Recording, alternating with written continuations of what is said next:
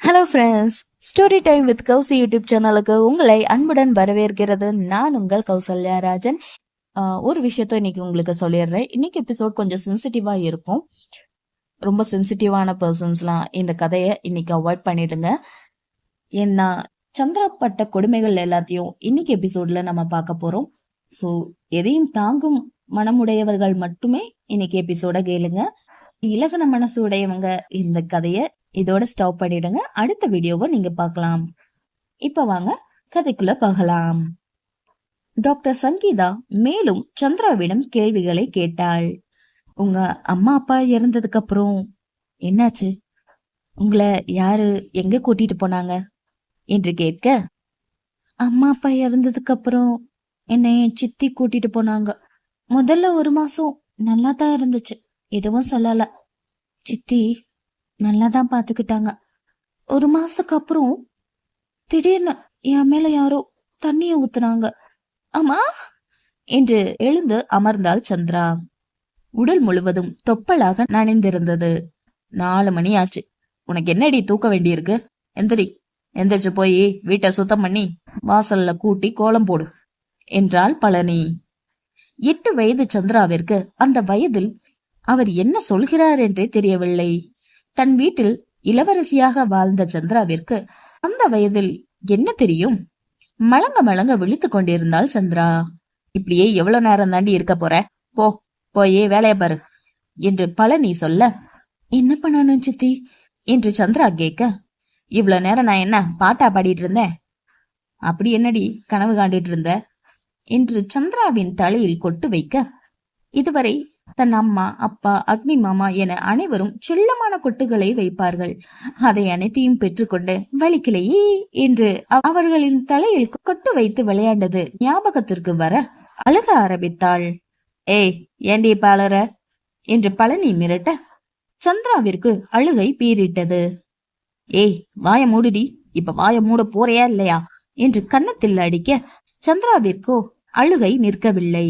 சந்திராவை தரதரவென இழுத்து கொண்டே சமையல் அறைக்கு செல்ல, பழனியின் வேகத்திற்கு சந்திராவால் ஈடு கொடுக்க முடியாமல் தரையில் விழ, அப்பொழுதும் அந்த ராட்சசி சந்திராவின் காலை பிடித்து இழுத்தவாறே சென்றாள்.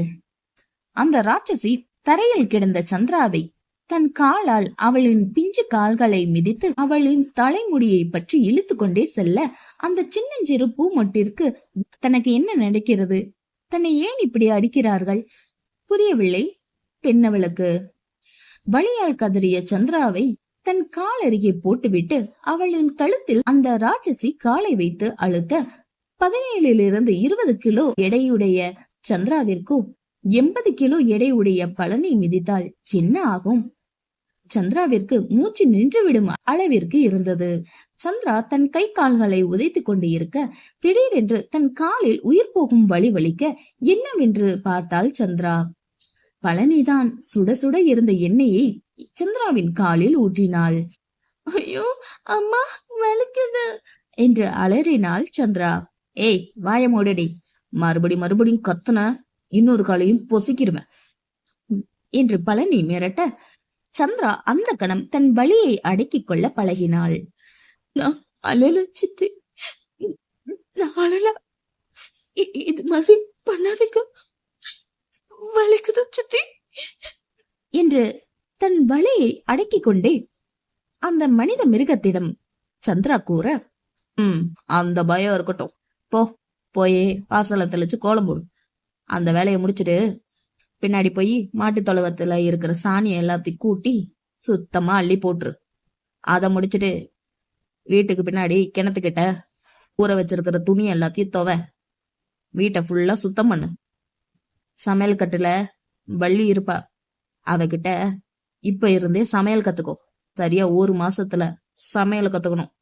தண்டமா மாசம் அந்த வள்ளிக்கு வேற சம்பளம் என்று புலம்பிக் கொண்டே மீண்டும் சந்திராவை பழனி பார்க்க, அவள் இன்னும் பழனியின் காலில் நசுங்கப்பட்டுதான் கிடந்தாள்.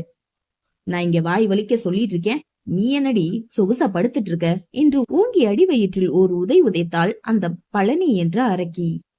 கத்தினால் கொதிக்கும் எண்ணெயை ஊற்றி விடுவார் என்று உதட்டை கடித்து பொறுத்து கொண்டு பழனி கூறிய வேலையை செய்ய ஆரம்பித்தாள். என்ன செய்வது, எப்படி வாசல் தெளிப்பது என்று தெரியாமல் முழித்துக் கொண்டு இருக்க போது அந்த வீட்டின் ஓரத்தில் ஒரு கொட்டம் இருந்தது. அங்கிருந்து ஒரு பாட்டி எழுந்து சந்திராவின் பக்கத்தில் வந்து நிற்க சந்திரா பயந்து விட்டாள். நடந்த அனைத்தையும் பார்க்க மட்டுமே முடிந்த அந்த 60 வயது மயிலம்மா பாட்டியின் உதவியோடு ஒவ்வொரு வேளையும் தட்டு தடுமாறி செய்து கொண்டிருந்தாள். அதிலும் குறை கண்டுபிடித்து பழனி சந்திராவை அடித்து நொறுக்கி விடுவார். அப்படியே நாட்கள் சென்றது. தினமும் காலை 3 அல்லது 4 மணிக்கு எழுந்து வாசல் பெருக்கி வாசல் தெளித்து தனக்கு தெரிந்த ஸ்டார் மற்றும் பூக்கோளங்களை வரைந்துவிட்டு மாட்டு தொழுவத்திற்கு சென்று அந்த ஆடு மாடுகளுடன் பேசிக்கொண்டே வேலையை பார்ப்பாள். அந்த ஆடு மாடு கோழிகளும் சந்திராவின் நிலையை உணர்ந்ததாலோ என்னவோ சந்திராவிற்கு ஏற்ப சமத்து குழந்தைகளாய் இருக்கும். கிணற்றிற்கு சென்று பார்த்தால் ஒரு அண்டா துணிகள் இருக்கும். அதை அந்த பிஞ்சு கைகளால் துவைப்பாள். அந்த கிணற்றிடமும் தண்ணீர் மற்றும் நுரைகளிடமும் பேசிக்கொண்டே செய்வாள். இப்பொழுதெல்லாம் சமைக்கவும் ஆரம்பித்தாள். 9 வயதிலே நல்ல கை பக்குவத்துடன் ருசியாக சமைக்க அதையும் குறை கூறி அது சரியில்லை இது சரியில்லை என்று அடித்து சூடு வைத்து விடுவார் பழனி. தினமும் வேலைகளை முடித்து வந்து அவள் இரவு சாப்பிடும் போது நேரம் 12 அல்லது 1 தொட்டுவிடும். அனைத்து வேலைகளையும் முடித்துவிட்டு சாப்பிட வந்தால் அங்கு உணவே இருக்காது. அன்றைய போலவே வாரத்தில் 5 நாட்களும் சாப்பிடவே மாட்டாள். சாப்பிட மாட்டாள் என்பதை விட அங்கே சாப்பிட எதுவும் இருக்காது. சாதம் வடித்த தண்ணீரை மட்டுமே குடித்துவிட்டு படுத்துக் கொள்வாள். பல நாட்கள் பசியின் பிடியில் இருந்து மீள முடியாமல் மாட்டிற்கு வைத்த கழநீர் தண்ணீரை எடுத்து மடக் மடக்கென குடித்தாள் சந்திரா. அந்நேரம் அங்கு வந்த பாட்டி சந்திராவின் செயலை பார்த்து நெஞ்சை வெடிப்பது போல் இருந்தது. கெட்டுப்போன சாதம், அழுகிய காய்கறி, வீணாக்கப்படும் தண்ணீர், புண்ணாக்கு ஆகிய அனைத்தும் சேர்த்து நாற்றமடிக்கும் அந்த கழநீர் தண்ணீரை ஒரு சொட்டு கூட மிச்சமில்லாமல் குடித்து முடித்துவிட்டு அந்த பாத்திரத்தில் ஒட்டி இருந்த சாத பருக்கைகளை தன் விரலால் எடுத்து எடுத்து வேகமாய் சாப்பிட்டாள் சந்திரா. ஐயோ, இப்பேத்திக்கு வந்த நிலைமையாயது. இந்த மாதிரி நிலைமை யாருக்கும் வரக்கூடாது என்று தன் பேத்தியை கட்டி கொண்டு அழுதார் மயிலம்மா பாட்டி. ஐயோ தேவி, என்னடே இது, செத்ததுதான் செத்தீங்க, என் பேத்தியும் சேர்த்து கொண்டுட்டு போயிருந்திருக்கலாமே. இப்படி இந்த ராட்சசி கிட்ட கிடந்து என் பேத்தி கஷ்டப்படுறாளே. இவள ராணி மாதிரி நீ வளர்த்ததும் போதும், என் பேத்திய கொடுமைப்படுத்தி இந்த ராட்சசி சாகடிக்கிறதும் போதும். ஒருவேளை சாப்பாடு கூட என்னாலே என் பேத்திக்கு போட முடியலையே என்று மனது வலிக்க அழுதார். அன்றிலிருந்து தனக்கு கொடுக்கும் 2 நாளான பழைய சாதத்தை தன் பேத்திக்கும் கொடுத்து நாட்களை கடத்தினார். நாட்கள் மாதங்களாகியது, மாதங்கள் வருடங்களாகியது. சந்திராவின் தினசரி கொடுமைகளுக்கும் அடிக்கும் உதைக்கும் திட்டுகளுக்கும் பழக்கப்பட்டவளாய் மாறினாள் சந்திரா. அன்று ஊர் திருவிழா. பழனி அம்மா ஊர் தலைவராய் இருந்ததால் 2 நாட்களாக வீட்டில் இல்லை. அந்த 2 நாட்களும் சந்திராவிற்கு சொர்க்கம் போல் இருந்தது. தினசரி வேலைகளையும் செய்தாலும் மன நிம்மதியுடன் செய்தாள். அப்பொழுது சந்திராவிற்கு வயது 12 இருக்கும்.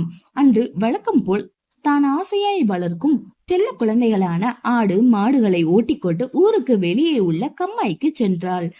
அங்குதான் தன் மாமன் அக்னியை மீண்டும் பார்த்தாள். கம்மாய் கரைக்கு நேர் எதிரே ஒரு கார் சென்றது. அந்த காரை உற்று பார்த்தாள்.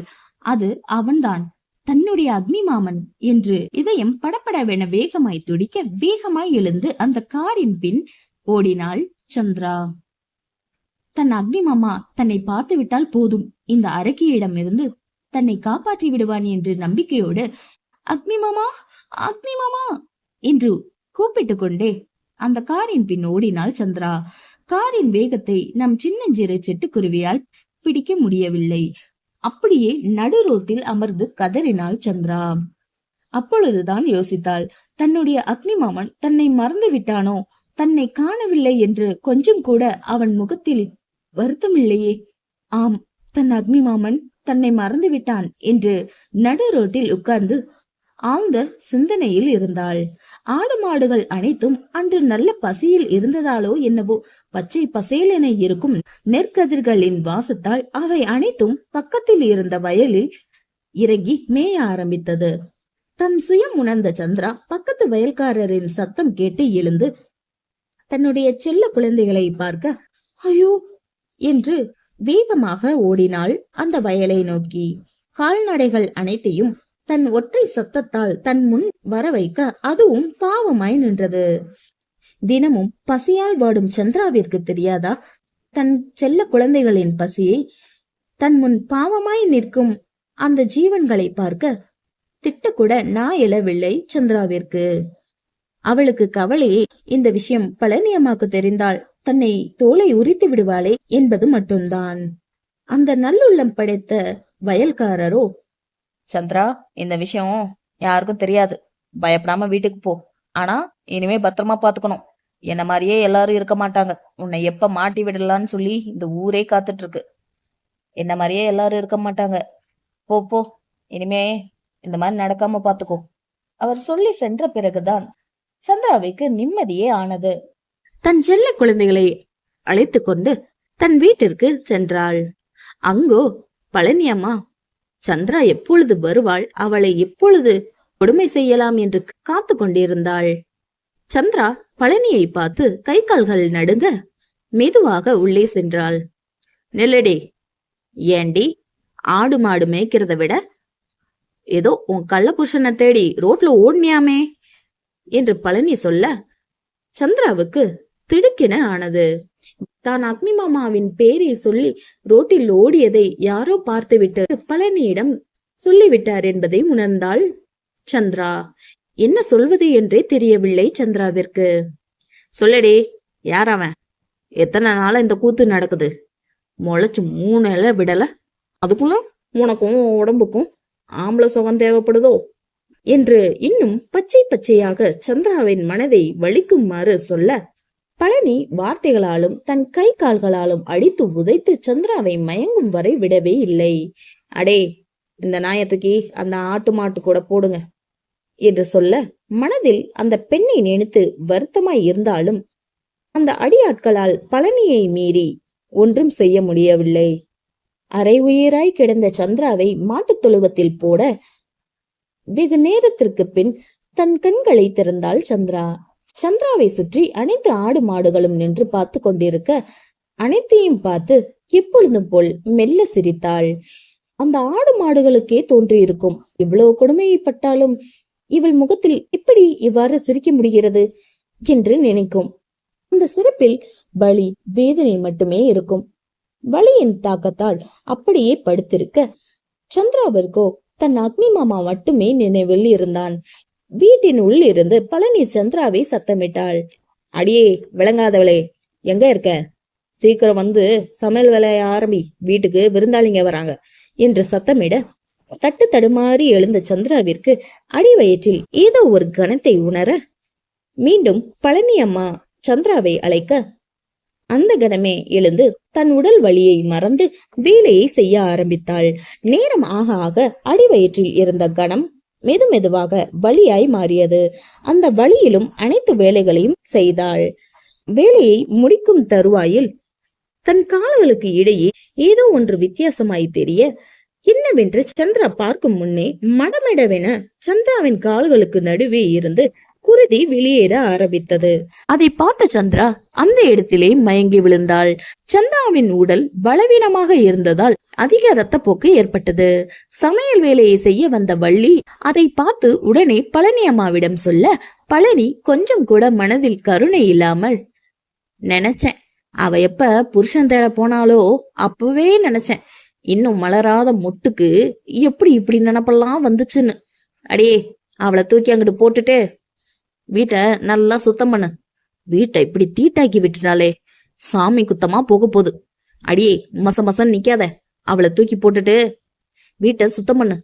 அப்புறம் இந்த விஷயம் வேற யாருக்கும் தெரியக்கூடாது. எல்லா வருஷமும் அம்மன் கரகம் நம்ம வீட்டுக்குள்ள வந்து தான் போகும். அம்மனுக்கு நான் தான் தாலியும் எடுத்து கொடுப்பேன். இந்த விளங்காதவ இப்படி இருக்கான்னு தெரிஞ்சா என்னோட முதல் மரியாதை இந்த வருஷம் என்னோட கையை விட்டு போயிடும் என்று கொஞ்சம் கூட மனசாட்சி இல்லாமல் பேச வள்ளியும் தன்னுடைய சம்பள பணத்திற்காக பழனி கூறியதை போல் செய்தாள். அந்நேரம் பாட்டியும் வெளியூரிற்கு சென்று இருக்க சந்திராவின் நிலையோ பரிதாபமானது. 2 நாட்களாக சந்திரா மயக்கத்திலே இருந்தாள். இரத்தப்போக்கு ஒரு புறம், குருதியின் வாடையால் சந்திராவின் உடல் முழுவதும் எறும்புகள் மொய்க்க எறும்பின் கடியை கூட உணராத சந்திராவின் நிலையை விவரிக்கவே முடியாது. எப்படிப்பட்ட கல் போன்ற மனதுடையவராக இருந்தாலும் கூட சந்திராவை பார்த்தால் ஒரு நொடியாவது மனது வலிக்கத்தான் செய்யும். தங்களின் அன்னையை போன்றவள் 2 நாட்களாக மயங்கி கிடப்பதை பார்த்தா அங்கிருந்த அனைத்து ஆடு மாடு கோழிகள் எல்லாம் கத்திக்கொண்டே இருக்க, அந்நேரம் மயிலம்மா பாட்டி ஊரிலிருந்து வீட்டிற்குள் வர ஆடு மாடுகளின் சத்தம் கேட்டு, இந்த சந்திரா என்ன பண்றா, அவ பிள்ளைங்களை இப்படி கத்த விட மாட்டாளே என்று கூறிக்கொண்டு சென்று சந்திராவை பார்த்தாள். அந்த நிமிடம் மயிலம்மா பாட்டியின் கண்களில் இருந்து ரத்தமே வெளியேறுவது போல் இருக்க, அடியே சந்திரா, என்னடி ஆச்சு உனக்கு, இந்த அறைக்கு உன்ன என்னடி பண்ணா என்று சந்திராவை நெருங்க குருதியின் வாடை அவர் நாசியிலும் துளைத்தது. எங்கு தான் ஊரில் இல்லாத இந்த 2 நாட்களில் சந்திராவை அடித்தே கொன்று விட்டாளோ இந்த ராட்சசி என்று மயிலம்மா பாட்டி நினைத்து கொண்டே சந்திராவின் அருகே சென்று பயந்து கொண்டே மூக்கில் கை வைத்து பார்த்தார். சந்திராவின் மூச்சு இருப்பதை உறுதிப்படுத்திக் கொண்டு அக்கம் பக்கத்தில் உள்ள சில நல்ல உள்ளங்களை அழைத்து தன் குடிலுக்குள் கூட்டிச் சென்று சந்திராவின் நிலைமையை காட்ட அவர்கள் சந்திராவை தூக்கி குளிக்க வைத்தனர். உடல் முழுவதும் பலவிதமான காயங்கள் இருந்தது. அது மட்டுமல்லாமல் உடல் முழுவதும் எறும்பு கடித்ததின் விளைவால் தடித்து வீங்கி சிவந்திருந்தது. சந்திராவின் நிலையை பார்த்து அங்கு இருந்த தாய்மார்கள் அனைவருக்குமே கண்ணீர் நிக்காமல் வடிந்து கொண்டே இருந்தது. ஊரில் உள்ள வைத்தியரை அழைத்து உடல் முழுக்க இருக்கும் காயங்களுக்கு மருந்திட்டு, மயிலு, உன் பேத்தி வயசுக்கு வந்துட்டா, இவளை இனிமேதான் நீ சூதானமா பாத்துக்கணும். ஒரு பொம்பளை வயசுக்கு வந்துட்டாலே மாசம் மாசம் அவளுக்கு வர்றதும் உடல் அளவுலயும் மனசளவுலயும் வர்ற மாற்றத்தையும் நீ தான் சொல்லி கொடுக்கணும். இந்த கொடுமையெல்லாம் இந்த அம்மன் பார்க்கவே மாட்டா. இவளுக்கு எப்பதான் நல்ல காலம் வரப்போதோ என்று அந்த வயது முதிர்ந்த பாட்டி சொல்லிக்கொண்டு அங்கிருந்து செல்ல அப்படியே ஒரு வாரம் ஆனது. சந்திராவிற்கு தண்ணீர் ஊற்றி பூப்படைவதை பற்றி பாட்டி நிறைய அறிவுரைகளை சொல்லிக் கொண்டிருந்தாள். பாட்டியும் பேத்தியும் எதை பத்தி அப்படி பேசிட்டு இருக்கீங்க என்று பேசிக்கொண்டே பழனி அங்கு வர சந்திரா ஒருவித பயத்தோடு எழுந்து நின்றாள். அடியே வள்ளி, இவளை கூட்டிட்டு போய் நான் சொன்னதெல்லாம் செஞ்சு 10 நிமிஷத்துல தயார்படுத்து என்று சொல்லி செல்ல போக, அடியே ராட்சசி, என் பேத்திய எதுக்குடி தயாராக சொல்ற? நீ அவளை பண்ண கொடுமை எல்லாம் பத்தலையா?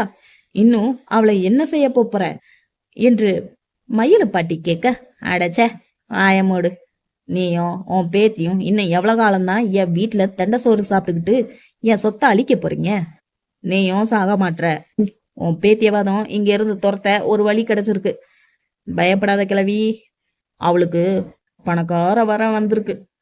அவன் முகரக்கட்டைக்கு பணக்கார சம்மந்தம் எல்லாம் அதிகம்.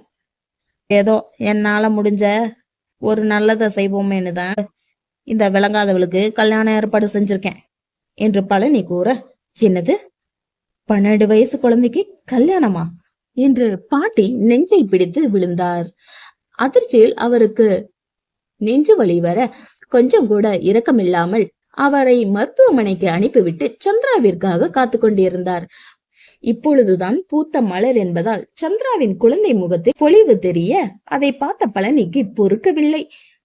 4 வருடங்களால் தன் காலடியில் இருக்கும் நாயை போல வைத்திருந்த சந்திராவை அடிக்காமல் திட்டாமல் நான் எப்படி நிம்மதியாக இருப்பது என்று ஒரு விதமான நோயாகவே மாறியது பழனிக்கு. ஒருவரை அடிப்பதும் துன்புறுத்துவதும் அதை பார்த்து மகிழ்ச்சி அடைவதுமாக சில பேர் இருக்கிறார்கள். அவர்களைப் போலவேதான் பழனியும். சந்திராவை அடிப்பதும் சூடு வைப்பதும் கொடுமைப்படுத்துவதும் அப்போது அவருக்கு கிடைக்கும் ஒருவித மகிழ்ச்சியை பழனி மிகவும் விரும்புகிறார். இப்படிப்பட்டவர்களை மென்டல் ஹாஸ்பிட்டலுக்கு தான் அனுப்பணும்னு உங்களுக்கு தோணுதுல? எனக்கும் தோணுது. என்ன பண்றது, இது கதைய மட்டுமே தான் நாம பார்க்கணும்.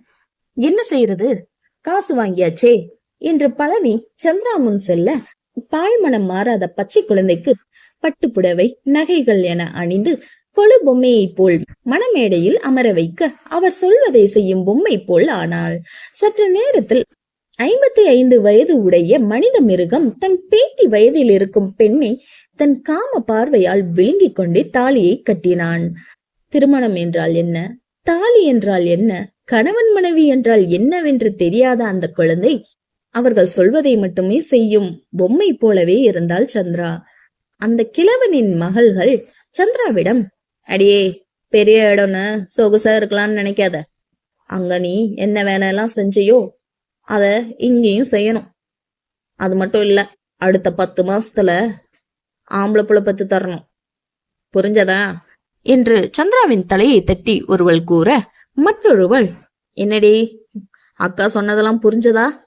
இந்த பாலு, அதான் ரூமு, போ என்று சொல்லி அனுப்ப, தனக்கு என்ன நடக்கிறது, இவங்க என்ன சொல்றாங்க என்று மனதில் ஒருவித கேள்வியோடு பயந்து கொண்டே அந்த அறையில் நிற்க, சட்டென்று அந்த வயதான மனித மிருகம் கட்டிலில் தள்ளி பலவந்தம் படுத்த பெண்களுக்கே உண்டான கற்பு உணர்வு விழித்து கொள்ள பாட்டியும் சில அறிவுரைகள் கூறியிருக்க, தாத்தா என்னை விட்டுருங்க என்று அழ, சட்டென்று அந்த மிருகத்திற்கு என்ன தோன்றியதோ சந்திராவை விட்டு எழுந்தான்.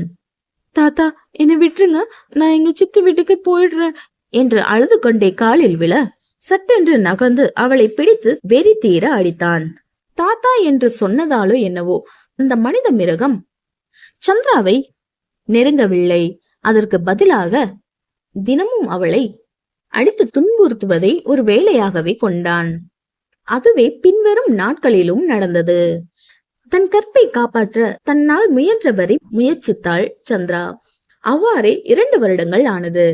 2 வருடங்களும் அந்த கிழவனின் மகள்கள் ஒரு குழந்தை பெற்றுக் கொடுக்க வழி இல்லை, நீ ஒரு மலடி என்று சந்திராவின் மனதை வலிக்க வைத்தார்கள்.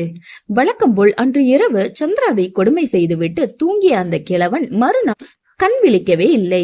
சந்திராவும் வழக்கம் போல் பல திட்டுகளும் பேச்சுகளும் அடி உதைகளும் வாங்கி கொண்டு கொடுமை செய்யப்படவே பிறந்தவளைப் போல தன்னுடைய அன்றாட வேலைகளை பார்த்து கொண்டிருக்க, திடீரென்று ஒரு சத்தம், அப்பா எங்களை விட்டு போயிட்டீங்களே என்ற ஒரு அழுகை சத்தம் கேட்க, என்னவென்று சந்திரா ஓடி சென்று பார்க்க, அங்கு அந்த கிழவன் இறந்து கிடந்தான். சந்திராவிற்கு ஒன்றுமே புரியவில்லை. இரவு முழுவதும் தன்னை அடித்து சித்திரவதை செய்தவன் இப்பொழுது உயிரோடு இல்லையா என்று நினைத்து கொண்டு இருக்கும் போது அங்கு வந்த டாக்டர் ஹார்ட் அட்டாக் வந்து இறந்து விட்டதாக கூற, அனைவரின் பார்வையும் சந்திராவிடம் சென்றது. அந்த கிழவனின் மகள்களில் ஒருவள், சொல்லிடி, என்ன பண்ண? நைட்டு நல்லா தானே என் அப்பா இருந்தாரு, இப்ப எப்படி இறந்தாரு சொல்லுடி மலட்டு நாயே என்று அடித்து துவைக்க, அங்கிருந்த பெரியோர்கள் அடுத்த கட்ட வேலையை செய்தனர். 14 வயதில் விதவை கோலத்தில் அமர்ந்திருந்தாள் சந்திரா. தூங்கி எழுந்து கொட்டாவி விட்டபடி ஹாலிற்கு வந்த பழனி வீட்டினுள் உள்ளவர்களை பார்த்து அதிர்ந்தாள். என்ன பழனி, நல்ல தூக்கமோ? சரியான மலட்டி சுலுக்கிய என் அப்பனுக்கு கட்டி வச்சு எங்க கிட்ட இருந்தும் காசும் வாங்கிக்கிட்டு நல்ல நிம்மதியா தூங்குறியோ? இந்தா உன்னோட மலட்டு பொண்ணு, நீயே வச்சுக்கோ. 2 வருஷமா இவ எங்க வீட்டுல தண்டமா இருந்திருக்கா. ராசி கட்டவ.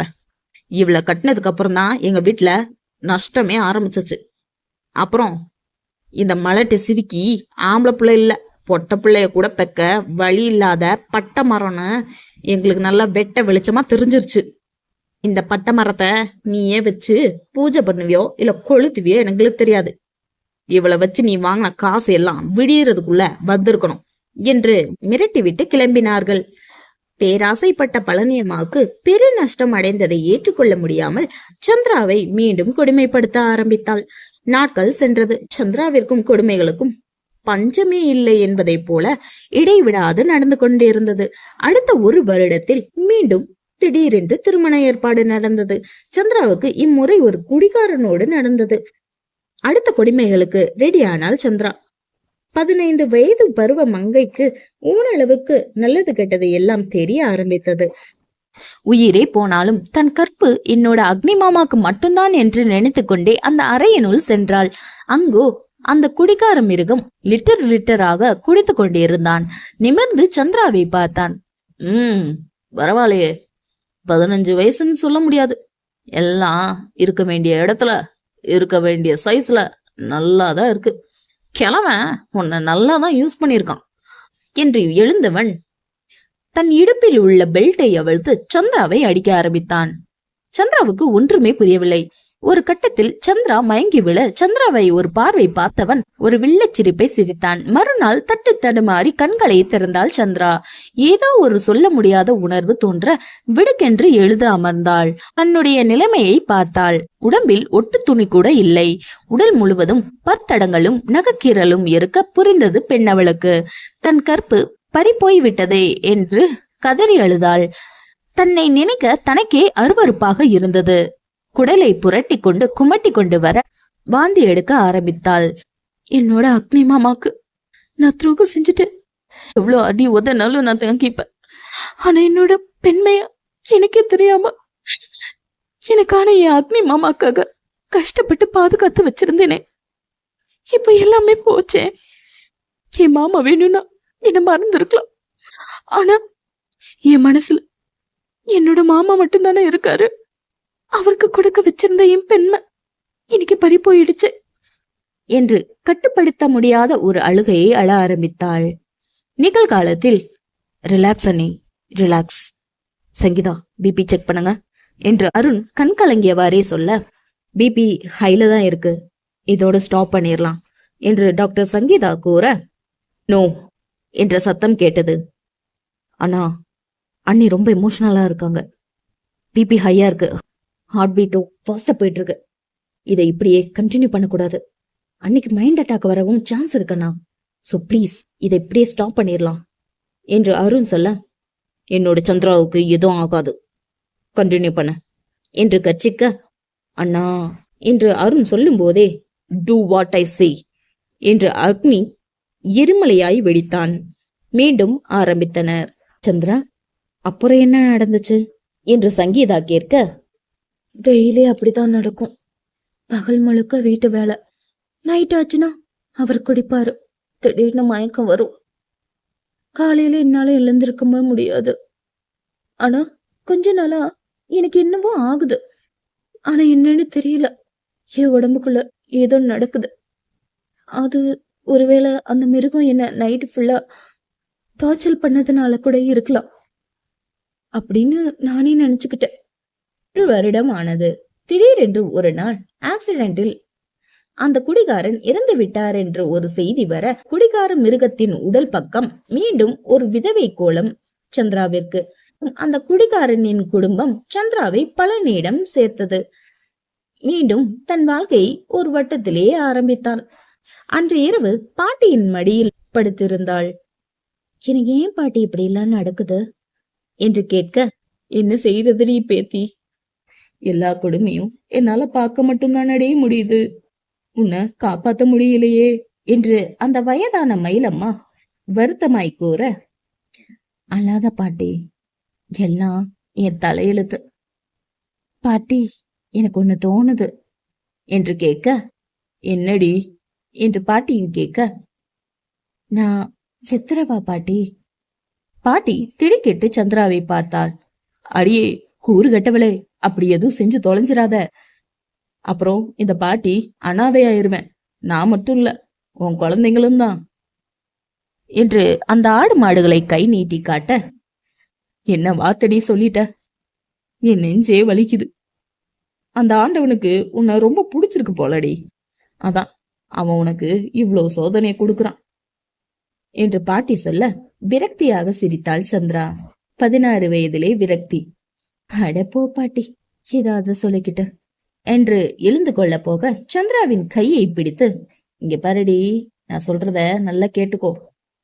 நல்லா ராசா வாட்டம் குதிரையில வந்து உன்னை ஒரு இளவரசன் காப்பாத்துவான் என்று பாட்டி பழைய கால புராண கதையை கூறுவது போல் கூற, அடப்போ பாட்டி, இனி அந்த ராசா வந்து எதுக்கு என்று சலிப்பாக சந்திரா சொல்ல, அடியே நான் சொல்றது கண்டிப்பா நடக்கும் என்று பாட்டியும் பேத்தியும் வெகு நாட்களுக்கு பிறகு சிரித்து பேசினார்கள்.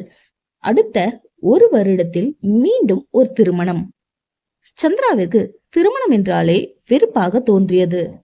இம்முறை எம்எல்ஏ தங்கபாண்டியின் இளைய மகன் கார்த்திக் தான் மணமகன் கோலத்தில் அமர்ந்திருந்தான். கார்த்திக் மிகவும் அமைதியானவன். சந்திராவின் பழைய விஷயங்கள் அனைத்தும் தெரிந்தும் சந்திராவை விரும்பியே கல்யாணம் செய்து கொண்டான். அன்று இரவு விரக்தியால் சிரித்துக்கொண்டு அலங்கரிக்கப்பட்ட அறையில் அமர்ந்திருந்தாள். அப்பொழுது கார்த்திக் அங்கே வர சட்டென்று எழுந்து நின்றாள். ஹே, ஏன் எந்திரிச்சு நிக்கிற? உட்காரு, பரவாயில்ல என்று சந்திராவிடம் சொல்ல சந்திரா அமரவில்லை. சந்திராவின் ஷோல்டரில் தன் இரு கைகளையும் வைத்து மெத்தையில் அமர்த்தினான். கார்த்திக்கும் சந்திரா அருகில் அமர்ந்தான். சந்திராவியை பார்த்தான். சந்திராவின் படபடக்கும் இமைகள், நடுநடுங்கும் உதடுகள், சிவந்திருக்கும் மூக்கு என அனைத்தையும் பார்த்து சோ கியூட், குழந்தை மாதிரி இருக்க என்றான் கார்த்திக். சந்திரா நிமிர்ந்து பயத்துடன் கார்த்திக்கை பார்த்தாள். ஏய், ஏமா பயப்படுற? பயப்படாத. நீ ஒரு சிக்கலான வழக்குள்ள இருக்க. அங்க இருந்து நீ வெளியே வரணும்னா உன்னோட பயத்தை விடணும் என்றான் கார்த்திக். கார்த்திக் என்ன கூறுகிறான் என்று சந்திராவிற்கு புரியவில்லை. கார்த்திக் தன் கபோர்டில் இருந்து ஒரு ஊசியை எடுத்தான். அதை பார்த்து பயந்த சந்திரா பயத்துடன் எழ, ஹே, ரிலாக்ஸ் ரிலாக்ஸ் சந்திரா, இது ஜஸ்ட் சத்து ஊசி தான். உன்னை பாரு, நீ எவ்வளவு வீக்கா இருக்கன்னு, அதுக்குதான் இந்த ஊசி, பயப்படாத என்று கார்த்திக் சொல்லிக்கொண்டே சந்திராவை நெருங்கினான். வேண்டாம், எனக்கு ஊசினா பயம். நான் இது வரைக்கும் ஊசியெல்லாம் போட்டுக்கிட்டது இல்ல, எனக்கு வேண்டாம் என்று சொல்ல சந்திரா பக்கத்தில் சென்று, சரி, நான் ஊசி போடல என்று கார்த்திக் ஊசியை மறைத்து வைத்துக் கொண்டு சந்திராவின் பக்கத்தில் செல்ல சந்திரா சுவற்றை ஒட்டி நின்றாள். பயப்படாத சந்திரா, நான் உன்னை எதுவுமே பண்ண மாட்டேன். ஊரை பொறுத்த வரைக்கும் தான் நம்ம 2 பேரும் கணவன் மனைவி. ஆனா நிஜத்துல நான் உன் கழுத்துல தாலியே கட்டல என்று சிரித்தான் கார்த்திக். இவன் என்ன கூறுகிறான் என்று சந்திரா ஒருவித குழப்பத்தோடு கார்த்திக்கை பார்க்க, இன்னைக்கு காலையில தானே நீங்க தாலி கட்டுனீங்க, இப்போ இப்படி சொல்றீங்க என்று புரியாத பார்வை பார்க்க, உன்னோட கேள்வி எனக்கு புரியுது. உன்னோட கழுத்துல இருக்கிற தாலி நான் கட்டல, என் ஃப்ரெண்டு ஸ்வேதா தான் கட்டனா. என்னோட ஃப்ரெண்ட்ஸ் அடிச்ச ஸ்னோனால அது யாருக்கும் தெரியல. நான் ஜஸ்ட் உன் கழுத்துல தாலி கட்டுற மாதிரி மட்டும்தான் வச்சேன். பட் அந்த தாலியை கட்டினது என்னோட ஃப்ரெண்டு என்று பேசிக்கொண்டே சந்திராவிற்கு ஊசியை போட்டான். ஏதோ எறும்பு கடிப்பது போல இருக்க சந்திரா கார்த்திக்கின் கையில் இருக்கும் ஊசியை பார்த்து, ஐயோ, எனக்கு எதுக்கு இப்ப ஊசி போட்டீங்க? சந்திரா பதற, பயப்படாத சந்திரா, இங்க பாரு, என்ன உன்னோட அண்ணாவா நினைச்சுக்கோ. உன்னை சுத்தி நிறைய தப்பான விஷயங்கள் நடக்குது. சோ நீ அடிக்கடி இந்த இன்ஜெக்ஷன் போட்டுக்கணும் என்று கார்த்திக் சொல்ல, நீங்க என்ன சொல்றீங்கன்னு எனக்கு புரியல என்று சந்திரா சொல்ல, உனக்கு இப்ப எதுவும் புரிய வேண்டாம். நான் சொல்றப்போ இந்த இன்ஜெக்ஷன் நீ போட்டுக்கணும். அப்போதான் நீ ரொம்ப ஹெல்த்தியாவ. 4 எலும்ப உன் தோலுக்குள்ள வச்ச மாதிரி இருக்கு, எலும்பு கூடு மாதிரி இருக்க தெரியுமா என்று கார்த்திக் சொல்ல சந்திராவுக்கும் அந்நேரம் சிரிப்பு வந்தது. சந்திராவின் மனமோ கார்த்திக்கை நம்ப சொன்னது. அண்ணா என்று சொன்னதுனாலோ என்னவோ கார்த்திகை முழுவதுமாய் நம்பினாள். 3 மாதங்கள் நடந்தது. சந்திராவுக்கு இந்த 3 மாதமும் சொர்க்கம் என்றுதான் சொல்லலாம். ஏனென்றால் கார்த்திக் சந்திராவை விட்டு பிரியவே இல்லை. சந்திராவின் பயத்தை போக்க பேசினான் பேசிக்கொண்டே இருந்தான். சந்திராவும் கார்த்திக்குடன் சகஜமாய் பேச ஆரம்பித்தாள். முடிந்தவரை அவள் பயத்தை போக்க முயற்சி செய்தான். ஒரு பெண்ணுக்கு தேவையான அனைத்தையும் செய்தான். ஒரு அண்ணனாக தன் தங்கைக்கு என்னென்ன அறிவுரைகள் கூற வேண்டுமோ அனைத்துமே சொல்லிக் கொடுத்தான். இருவரும் ஊருக்குதான் கணவன் மனைவி. ஆனால் ஒரே அறையில் இருவருக்குள்ளும் ஒரு அழகான சகோதர பாசம் மட்டுமே இருந்தது. நாட்கள் வேகமாய் சென்றது. திடீரென்று ஒரு நாள் கார்த்திக் இறந்து விட்டதாய் சந்திராவுக்கு செய்தி வர வீட்டிற்கு வந்த கார்த்திக்கின் உடலை பார்த்து சந்திரா மயங்கி விழுந்தாள். மீண்டும் கண் விழித்த போது மீண்டும் ஒரு விதவை கோலம். பழனியின் வீட்டில் இருந்தாள். பக்கத்தில் பாட்டி இருக்க, பாட்டி பாட்டி, கார்த்திக் அவருக்கு என்னாச்சு? அவரு நல்லா தானே இருந்தாரு, இதெல்லாம் கனவு தானே என்று பதட்டமாய் சந்திரா கேட்க, பாட்டியின் கண்களில் நீர் ஊற்றியது. பாட்டியை பார்த்துவிட்டு தன்னை பார்க்க மீண்டும் தான் விதவை கோலத்தில் இருப்பதை பார்த்து அனைத்தும் நிஜம் என்று உணர்ந்தாள். குறுகிய காலமே ஆனாலும் கார்த்திக்கின் சகோதர பாசம் சந்திராவின் மனதில் ஆழமாக இருக்க தன்னை தானே தான் ஒரு ராசி கட்டவள் என்று நினைத்து கொண்டு வாழ ஆரம்பித்தாள். மீண்டும் ஒரு நாள் பழனி சந்திராவுக்கு திருமணம் ஏற்பாடு செய்ய ஆரம்பித்தாள். இந்த பொம்பளைக்கு வேற வேலையே இல்லையா அப்படின்னு நீங்க நினைக்கிறதும் எனக்கும் கேக்குது. ஏன்னா எனக்கும் கதை எழுதும் போது அப்படித்தான் தோணுச்சு. இம்முறை தைரியமாக பழனியின் முன் நின்று, சித்தி எனக்கு இந்த கல்யாணம் வேண்டாம் என்று சந்திரா சொல்ல, என்னடி வாய் நீளுது? காலம் முழுக்க உன்னோட ராசி இல்லாத மூஞ்சில முழிச்சுக்கிட்டு விளங்காம போக சொல்றியா என்று பழனி கேட்க, இல்ல சித்தி, இப்ப நீங்க பாத்திருக்கிற மாப்பிள்ளைக்கு ஏற்கனவே கல்யாணம் ஆகி 3 குழந்தைங்க இருக்கான் என்று சந்திரா சொல்ல, ஓ, எப்ப இருந்து இந்த வேலையெல்லாம் பாக்குற? அடியே, உன்னால எனக்கு லாபம் வேணாமா? நானா தேடல, தானா உன கேட்டு 5 லட்சம் கொடுத்துருக்கான் அந்த போலீஸ்காரன் என்று பழனி கூற, ஒழுங்கு மரியாதையா அவனை கட்டிக்க. அப்படியே அவன் செத்தாலும் வேற எங்கேயாவது போயிடு. தாலி அறுத்து என் வீட்டுல வந்து உக்காந்து என் வீட்டை தருத்திரம் பிடிச்சு ஆட்டுது. நான் என்ன அனாத ஆசிரமமா நடத்திட்டு இருக்கேன்? உன்ன மாதிரி அனாதைய வளர்க்க என்று பழனி மனசாட்சி இல்லாமல் பேச, சந்திரா இதற்கு மேல் என்ன பேச என்று அங்கிருந்து செல்ல போக, நில்லடே, இந்த பத்திரத்துல கையெழுத்து போடு என்று பழனி சொல்ல சற்று யோசித்தாள் சந்திரா. அன்று ஒரு நாள் கார்த்திக் கூறியது ஞாபகம் வந்தது. எந்த ஒரு எழுத்து படிவமும் இல்லாம இருக்கிற பேப்பர்லயோ அல்லது பத்திரத்திலயோ நம்ம கையெழுத்து போடக்கூடாது. முக்கியமா வெறும் பேப்பர்லயோ பத்திரத்திலயோ கையெழுத்தே போடக்கூடாது. கார்த்திக் அன்று கூறியது சந்திராவுக்கு ஞாபகம் வர அதை நினைத்த சந்திரா, இது எதுக்கு சித்தி? இதுலயே நான் கையெழுத்து போடணும் என்று கேள்வி கேட்க, பழனிக்கு சுர் என்று கோபம் வந்தது. என்ன எதுக்குன்னு கேள்வி கேட்கிற அளவுக்கு வளர்ந்துட்டியா? எல்லாம் அந்த கார்த்திக் கொடுத்த தைரியம் இல்ல?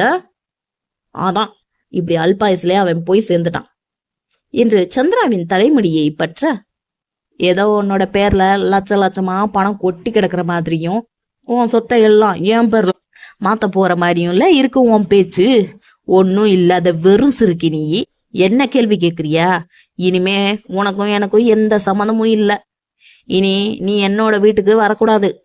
அதுக்கான பத்திரம் தான் இது என்று பழனி சந்திராவை மிரட்ட, ஆமால, என் பேர்ல என்ன இருக்கு? இவங்க ஏன் என்கிட்ட கையெழுத்து வாங்கி என்ன ஏமாத்த போறாங்க என்று மனதினுள் நினைத்து கொண்டு கையெழுத்திட்டு கொடுத்தாள். மறுநாள் மணவரையில் அமர்ந்திருந்தாள். அப்பொழுதுதான் அக்னி வந்து அந்த மாப்பிள்ளையை அடித்து போலீசில் பிடித்து கொடுத்தான். சந்திரா அக்னியையே பார்த்து கொண்டிருந்தாள். தன்னுடைய அக்னி மாமனா இது? 10 வருடங்களுக்கு பிறகும் அவளால் தன்னுடைய அக்னி மாமனை கண்டுகொள்ள முடிந்தது. பின் நடந்த அனைத்தும் நமக்கு தெரிந்ததுதான். அக்னி சந்திரா கல்யாணம் எப்படி நடந்துச்சுன்ற எபிசோட டிஸ்கிரிப்ஷன்ல லிங்க் தர, போய் பாருங்க. நடந்த அனைத்தையும் சந்திரா கூறினாள்.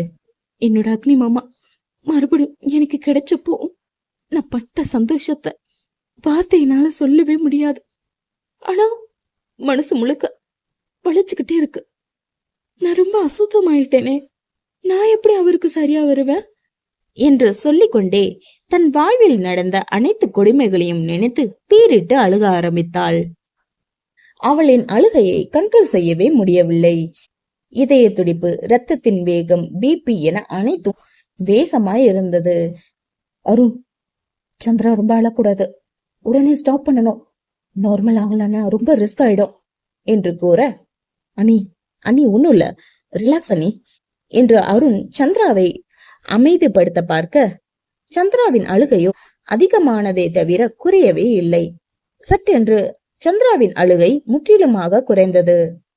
குறைந்தது என்பதை விட குறைத்தான் என்பதே சரியாய் இருக்கும். பீரிட்டு அழும் தன் அவளை தன் இதழால் அடைத்தான் அக்னி. சற்று நேரத்தில் சந்திராவின் அழுகை குறைய சந்திராவின் இதழில் இருந்து தன் இதழை பிரித்தவன், சந்திரா, நீ இப்போ இப்படி இருக்கிறதுக்கு காரணம் நானும் தான். உன்னை காணணும் நான் தேடினேன், பட் நீ எனக்கு கிடைக்கல. நான் மறுபடியும் உன்னை தேடி இருக்கணும். மத்தவன்க உன்னை தொட்டதுனால நீ அசுத்தம் ஆக மாட்ட. 5 வயசுல இருந்து உன் மனசுல என்ன தவிர வேற யாரையும் நினைக்கலன்றப்போ நீ எப்படி அசுத்தமாவ? உன்னோட காதல் சுத்தமானதடி. அந்த காதலுக்கு நான் தகுதியானவனானுதான் எனக்கு தெரியல. சட்டென்று அக்னி கோபத்துடன் எழுந்து, உன்னை கொடுமைப்படுத்தின யாரையும் நான் சும்மாவே விட மாட்டேன் என்று தன் பர்சனல் கன்னை எடுத்துக்கொண்டு மயக்கத்தில் இருந்த சந்திராவின் நெற்றியில் முத்தமிட்டு அனைவரையும் எரிக்கும் அக்னீஸ்வரனாய் சென்றான் அக்னி. என்ன ஃப்ரெண்ட்ஸ், கதை பிடிச்சிருந்தா லைக் கமெண்ட் பண்ணி ஷேர் பண்ணுங்க. மறக்காம ஹைப் பாயிண்ட் கொடுங்க. கதை பிடிச்சிருந்தா சப்ஸ்கிரைப் பண்ணி பெல் ஐக்கானை கிளிக் பண்ணி வச்சுக்கோங்க.